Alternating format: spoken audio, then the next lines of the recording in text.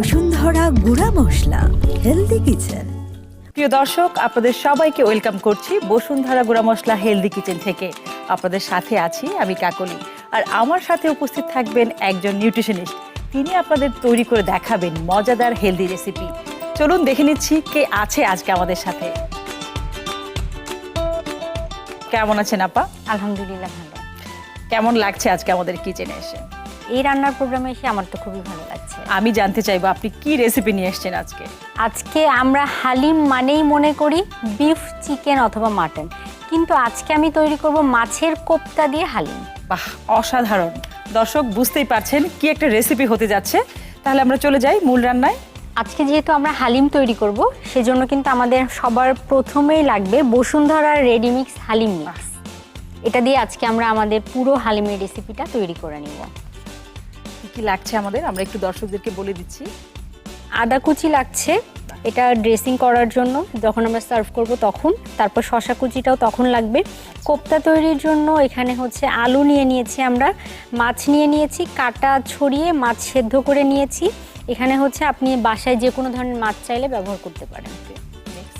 তারপর আমরা নিয়ে নিয়েছি এখানে হচ্ছে পেঁয়াজ বাটা, তারপরে নিয়ে নিয়েছি এখানে হচ্ছে রসুন বাটা, তারপরে আদা বাটা, আর নিয়ে নিয়েছি কর্নফ্লাওয়ার, লাগছে লবণ, লাগছে তেল। এরপরে এখানে লাগছে বসুন্ধরা মরিচের গুঁড়া, তারপরে নিয়ে নিয়েছি বসুন্ধরা ধনিয়ার গুঁড়া, বসুন্ধরা জিরার গুঁড়া। ওকে, আমরা যে রান্নাটা শুরু করতে যাব সেই ক্ষেত্রে আমরা সবার প্রথমে মাছের কোপ্তাটা তৈরি করে নেব। মাছ কিন্তু প্রোটিনের খুব চমৎকার উৎস, আর হচ্ছে যেহেতু হালিমের মধ্যে তো শস্য দানা থাকেই, সেক্ষেত্রে খুবই কার্বোহাইড্রেট, প্রোটিন, ফ্যাটের একটি গুড কম্বিনেশন হতে পারে আজকের এই খাবারটি।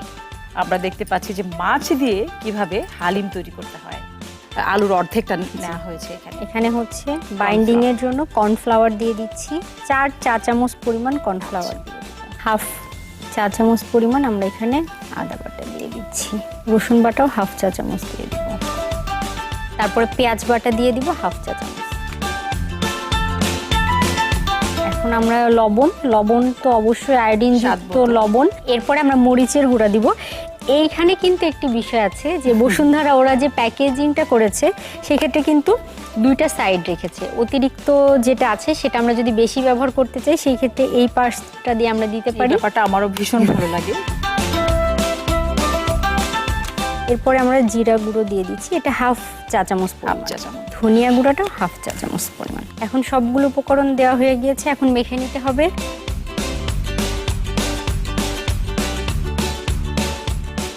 আচ্ছা, এটা মাখাতে মাখাতে আমাদের তো আমরা হালিমের ডালটা তো আমরা অলরেডি আগেই গরম পানিতে ভিজিয়ে রেখেছি। এটা এখন সেদ্ধ বসিয়ে দিলে মনে হয় আমাদের কাজটা অনেকটাই সহজ হয়ে যায়। আমরা একটু সেদ্ধ করে নেওয়ার আগে যদি ভিজিয়ে রাখি জিনিসটা কিন্তু একটু তাড়াতাড়ি হয়ে যায়, মানে একটা সফট একটা ব্যাপার চলে আসে। এরপর আমরা কোফতাগুলোকে গোল করে নিব। মাছে যে প্রোটিনের পাশাপাশি ফাইবারও রয়েছে, যেটি কিনা খুব সহজে আমাদের হজম প্রক্রিয়া ভালো রাখতে সাহায্য করে, এই বিষয়টি অনেকেই মাথায় রাখে না। একটা ফুটে উঠেছে, এখন এর মধ্যে কিন্তু আমরা পানি দিয়ে দিতে পারি আরও 2 কাপ পরিমাণ। তার মানে হচ্ছে 1 প্যাকেটের জন্য আমরা 4 কাপ পরিমাণ পানি ব্যবহার করেছি। আচ্ছা, কেননা হালিমটা তো একটু থকথকে হলে ভালো লাগে এবং অনেকটা সময় মোটামুটি একটু জাল হবে। আমরা কিন্তু এই ফাঁকে এখানে তেল দিয়ে দিতে পারি, তেলটা তাহলে গরম হয়ে যাবে। আমরা যেহেতু ডুবো তেলে ভাজবো, এখানে আসলে তেলের পরিমাণটা মেজার করা নেই।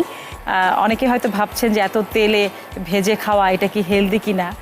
যেটা আমি বলবো যে কর্নফ্লাওয়ার দেওয়ার কারণে একটা কোটিং তৈরি হবে, যার কারণে তেলটা খুব বেশি কিন্তু আপনার ঢুকবে না।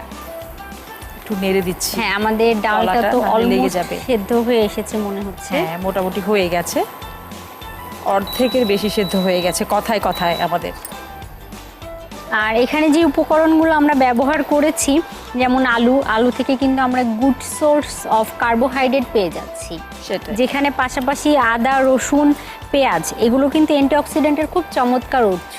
তো আমরা এগুলো ভেজে নিব, একবারে সবগুলো দিয়ে দিব।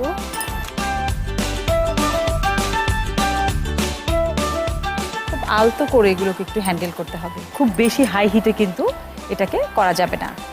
আমাদের যেই মশলাটা ব্যবহার করব সেটা কিন্তু অবশ্যই বসুন্ধরা রেডিমিক্স হালিমের ভেতরেই কিন্তু এই মশলাটা থাকে। তো আমরা হালিম মিক্সের মধ্যে মশলা থাকে, কিন্তু এটার কথা অবশ্যই আমরা মেনশন করে নিচ্ছি, কেননা দেখা যায় যে আমরা অনেক ক্ষেত্রে অনেক ব্র্যান্ডেড যেগুলো আছে ব্যবহার করতে যাই, সেই ক্ষেত্রে কিন্তু হালিমের পারফেক্ট বা অথেন্টিক স্বাদটা আসে না।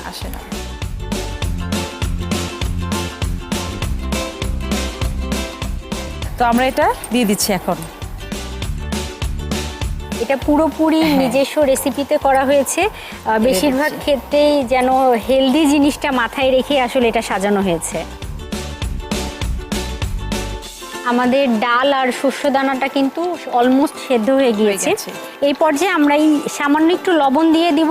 আর আমরা কিন্তু আগে যখন শস্য দানাটা ভিজিয়ে রেখেছিলাম গরম পানিতে, তখন কিন্তু লবণ ব্যবহার করেছিলাম। আমি দেখেছিলাম আপনি লবণ দিয়েছেন। অল্প অল্প করেই লবণটা অ্যাড করাটাই ভালো। কোফতাটাও অলমোস্ট হয়ে গেছে।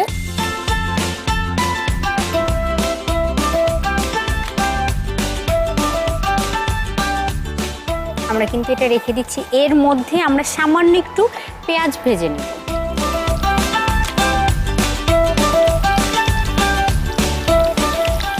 তো এটা হতে থাক, আমরা আমাদের আসলে কোফতাগুলো এর মধ্যে দিয়ে দিতে থাকি।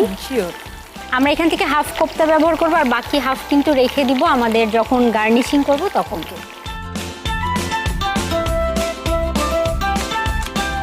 ফিশ যে কোফতাটা দিয়ে আমরা মোটামুটি আমরা 5 থেকে 7 মিনিট রাখতে পারি। তারপরে আমরা চুলাটা অফ করে ঢেকে রাখবো। আমাদের হয়ে গেছে পেঁয়াজটা, আর খুব বেশি রাখা যাবে না, লাল হয়ে যাবে তাহলে। হ্যাঁ, আমি ঢেলে দিচ্ছি আপনাকে। ওয়াও, আমি মানে একটা কথাই বলবো, জাস্ট ওয়াও। এবার আমাদের পেঁয়াজ বেরেস্তা উপর থেকে ছড়িয়ে দিতে হবে, তাই তো? এই ব্যাপারটা কিন্তু আমার ভীষণ ভালো লাগলো যে আপনি দুরকম ভাবেই ব্যাপারে একটা কম্বিনেশন রাখার চেষ্টা করেছেন। যে দর্শক দেখতেই পাচ্ছেন, আপা কিন্তু এখানে দুরকম ভাবে কোফতাটা দিয়েছে। আপনারাও কিন্তু অবশ্যই বাসায় ট্রাই করবেন। এরপরে আমরা একটু কাঁচা মরিচ কুচি করে আর ধনিয়া পাতা, আমি একটু আপনাকে লেবু স্লাইস করে দিচ্ছি।